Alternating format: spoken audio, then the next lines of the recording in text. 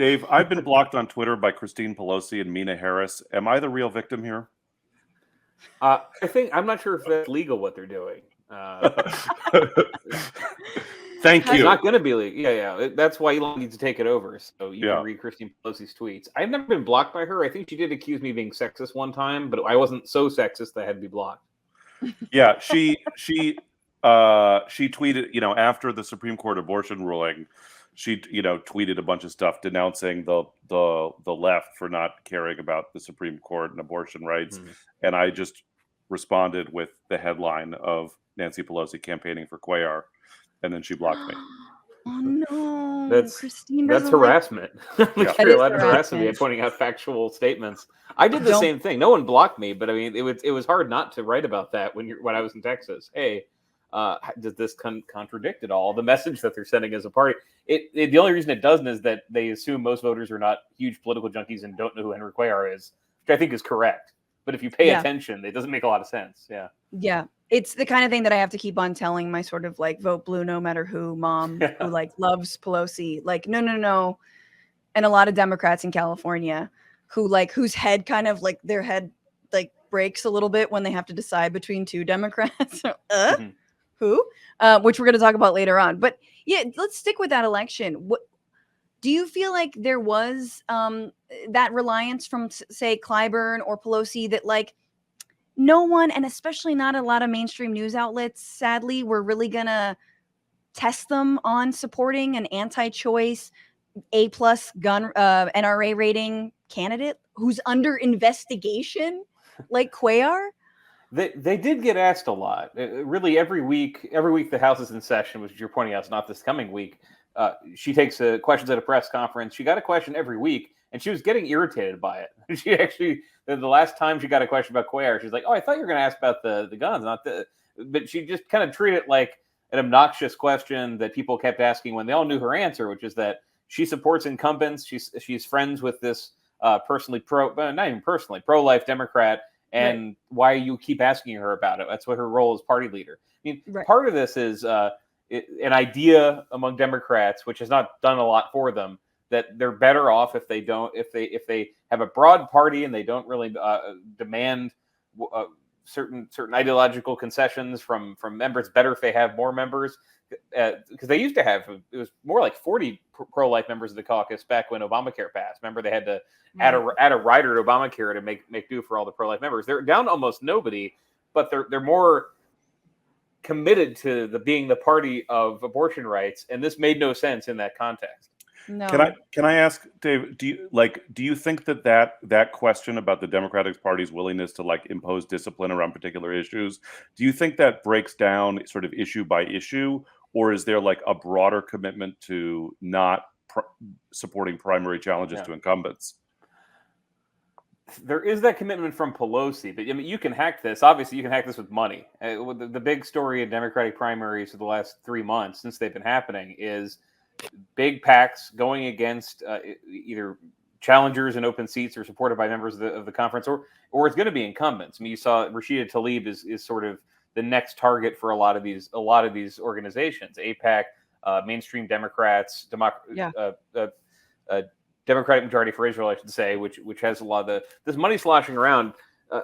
The party has not put out a statement or a unified front saying stop meddling in the primaries. Quietly, they don't mind the idea of some of these left-wing Democrats losing, because their theory, if you take it literally, I mean, this is influenced by money. The theory is that it's embarrassing to have these folks around and they cause problems. Wouldn't they be better off if Cori Bush just wasn't there, so that when the media was asking people, hey, should we ever say defund the police again, 0 Democrats said that instead of 1 Democrat.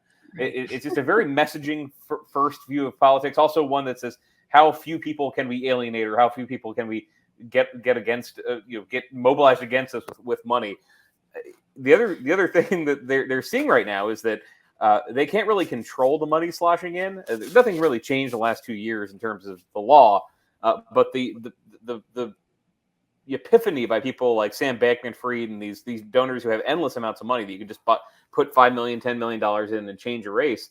The Democratic response has been, well, what are you going to do? And in some cases, maybe that's good for us if these guys go in and knock out somebody on the left. I think what's so interesting about the sort of messaging uniformity and the fear that they'll be challenged on any of sort of the status quo is that they're so bad at messaging. And like the two issues that we're talking about in the last few weeks, gun control and abortion rights, are the most middle of the road, popular pieces of policy and desires that they've really just let slip. You know, and yeah, maybe they're not the top, 3, but I think we're going to see a little bit of a sea change here in terms of top 3 voter issues. I know things like the economy and healthcare always have trumped, but at the same time, Democrats haven't made it a priority to enshrine any of those things or work on those things truly. And so I think you're seeing that bear out in the news in the last few weeks, obviously. You're right. I wanted to just say $50 million has been spent by super PACs in Democratic primaries this year, more than spent across every Democratic congressional primary in 2018 and 2020 combined. So are they getting more scared of progressive challengers? Or what do you attribute? Or is it just like, nah, we need all the help we can get because we don't know what we're doing? Or is it that? Well, it's mostly the first thing you mentioned. There is a mobilizing against progressive groups that just wasn't there in 2018, wasn't there in 2020. There was a little bit of denial at first. You see this a lot of times. We saw Republicans in 2015 convincing themselves that Trump couldn't win. I'm not comparing the ideology. I'm just comparing the structure of a party is really resistant to imagining anyone overthrowing it. Their instinct is smother it as soon as you can, but it probably doesn't matter. We're going to maintain this. And so the money wasn't there to beat these challengers in 2018 and 2020. I mentioned Cori Bush before. She's somebody who won because national groups just were not paying attention. She won because she earned it, but you did not have these PACs saying, oh gosh, in a couple months, there's going to be a primary in St. Louis. We have to mobilize and make sure we crush her, because that stuff's effective. I mean, there is one thing, this money moving into these races. It's Summerlee in Pennsylvania, against Jessica Cisneros in Texas. I mentioned the Rashida Tlaib buy that we're expecting. That's kind of already underway. A commonality of that is these races were not really spending like that before. I mean, even the Cuellar Cisneros race, the money was not coming in to save Cuellar in 2020. And the groups I talked to, the candidates I talked to, they're becoming more realistic about how hard it is to have the money dumped on you. It's nice. It's nice to believe, oh, if we mobilize enough and knock enough doors, we can overwhelm this. But one reason you're seeing Bernie Sanders get more involved in calling this out is he saw how this is pretty effective. He saw the Democratic Majority for Israel, I mentioned them. Their dry run for what they're doing was spending money against Bernie Sanders in Iowa and other states in 2020 and just trying to knock him out. So that was pretty effective. And Bernie Sanders had a very large grassroots campaign. I mean, I'm understating it almost. Larger than you get for a congressional candidate. So these groups are realizing, okay, it's nice to believe that we can overwhelm this money with grassroots support, but we're not sure that we can. So we need to call this out and develop a strategy on the fly for dealing with all this money. Yeah, and then they wielded it against Nina Turner, his surrogate, successfully in her race in Ohio twice.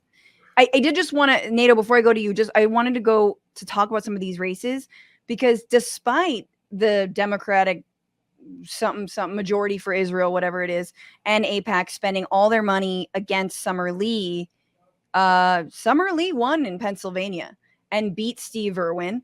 And just recently it was announced, I mean, the results came in. The crocodile hunter? Yes. RIP. No, that would have been a lot tighter of a race. No, and then just recently in Oregon, Jamie McLeod, I've learned this, McLeod Skinner beat Kurt Schrader, incumbent, which is huge. Progressive, again, beating an establishment debt. Tons of money poured into that race in favor of Schrader. So you're seeing some of these squeakers. And then we mentioned Cuellar. Jessica Cisneros is asking for a recount. She is trailing by 177 votes. There's a call out to make sure that every single vote was counted, that people track their ballots. But like 177 votes is, I mean, nothing compared to the amount of machinery that was put up against her. And you think about if Pelosi had you don't even have to endorse Cuellar or Cisneros. You just don't just stand back. Just do one less thing for Cuellar. Just don't do a robocall for him. Yeah, exactly. I'm interrupting, but because you're talking about what I'm talking about. Yeah, Clyburn did a robocall. Just that effort where people were getting bombarded in the final 48 hours with the leadership of the party saying, "Hey, trust me, don't vote for her." Right. Mm-hmm. Do you? I mean, so Dave, you've been talking about sort of the money dynamics of the races. Mm-hmm. You reported that what Clyburn said for his reason for intervening in the Cuellar race was that he thinks that progressive Democrats drive swing voters away. Is that true? One of the things that bothers me about political reporting is not you, but in general, is that after every election, sort of everybody uses an opportunity to declare that the election proves what they thought already anyway. Like every election, centrists are like, this proves we need to run to the center, and progressives are like, this proves we weren't progressive enough and we were crushed by the system or whatever. And no one is ever no one ever comes away from an election saying I was wrong. So it just aside from the money, is it true that the message around that Cori Bush is a liability for Democrats in places other than St. Louis, for example, or that progressive Democrats do in fact drive swing voters away? Mm-hmm. Well, yeah, there's some motivated reasoning here because Democrats they say it and people print what they say. They believe it. They'd like for these people to go away. They'd like for them to stop making so much noise within the party. Certainly, Republicans say the same thing. One reason this gets into the feedback loop in the coverage is that Republicans say it's great for them that AOC exists. It's great for them that Cori Bush exists. And it's very easy to scare Democrats generally, but scare Democratic leaders and committees. You put an ad on TV and it has AOC and she looks really scary and she morphs into Democrat X and they say, well, gosh, it looks like AOC is a problem for us. The instinct is not how do we defend the colleague or spin or do something.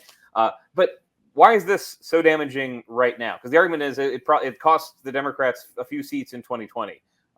Why, even though all those Democrats are saying they were against defund the police, to pick the one they talk about the most.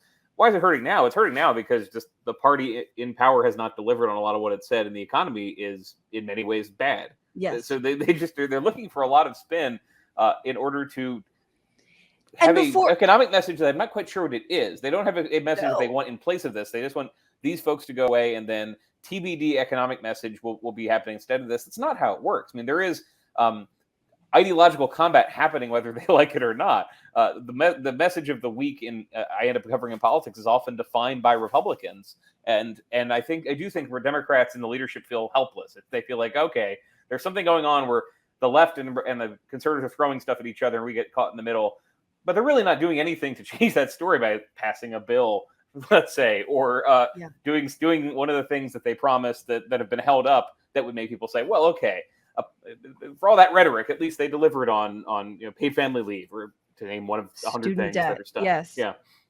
No, I think that's right. And what's so funny is that before AOC, it was Pelosi. There were all the attack ads on Pelosi. They will pick anyone. And actually, in my mind, the fact that they pick AOC is a reason that they see something that we all see, which is a natural born leader, I think. And Democrats are scared of actual leadership that might challenge their current entrenched, stodgy and status quo leadership. What's going on, Frantifa? If you haven't already, subscribe to this channel right now. Hit that button. And also, you can become a patron and support the show every single week. Get access to bonus episodes and exclusive merchandise. Patreon.com/bitchuation room. Do it.